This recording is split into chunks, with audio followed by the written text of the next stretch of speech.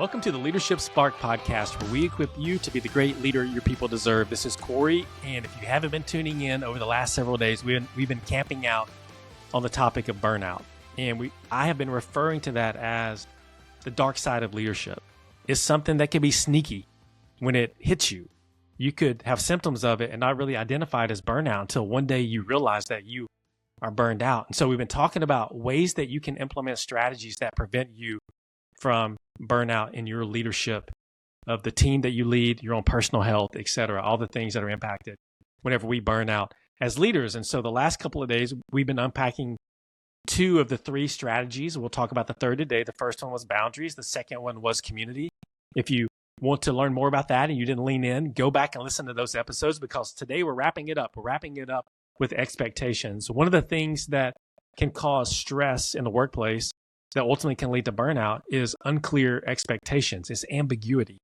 It's not really having clarity when it comes to what good is or what the standard is. And the target seems to always be moving. And when we find ourselves in a situation like that, trying to lead, it can create a lot of stress, and stress over time can lead to burnout. And so today I want to talk about just three practical things that you can do to help make sure expectations are clear. And so you have expectations in your life and in your leadership that allow you to prevent burnout. The first is this: commit to communicate with clarity.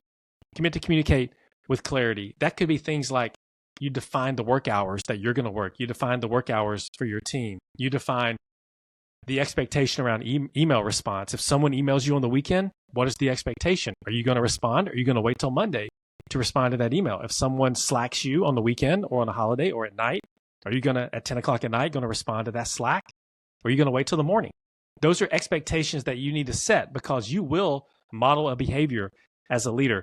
If you are responding to Slack or Teams messages or emails at night at 10 o'clock, guess what? Your team's going to think that you expect that from them, and they're going to start modeling that behavior and following that behavior. And so you want to be clear on what that could look like.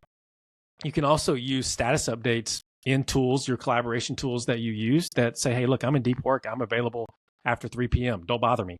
And you can set that expectation, or you can model not sending all the late night stuff that I talked about. So communication clarity is very important if you want to be able to set expectations for how you're going to operate as a leader, but also how you want your team to operate. So that's number one. Number two is align with your team on what good looks like, or what the standard could be. Use examples, use benchmarks, use past successes to be able to provide clarity when it comes to the quality that you expect and what good should look like, and what your expectation is for the deliverables that you or your team works on.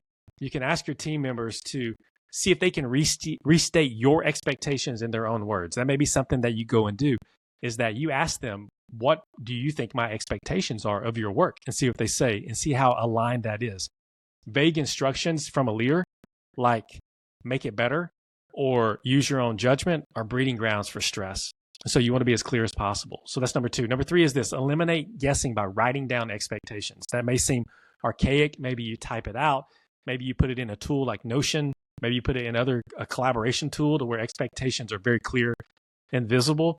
But if you put the expectation in writing, then it eliminates the guesswork. And when you eliminate the guesswork, you limit the stress. And so you want to put those things in writing. And you can use tools like Notion, Confluence, a shared Google Drive, whatever that is, to store the expectations so everyone can access it whenever they need it. And doing this will help people stop spending mental energy and burning mental calories second guessing what you expect. They can just go to the document and it's very clear. And so those are three things that you can practically do to be able to be better at setting expectations, to lower stress and to prevent burnout. The go and do is pick one of those. Pick one that you can practically put into practice this week as you try to take ground when it comes to setting expectations. And so hopefully this has equipped you over the last few days for you to be able to better attack burnout, to prevent burnout, defeat the dark side of leadership in your life. That puts you in a place to be the most healthy leader that you can be.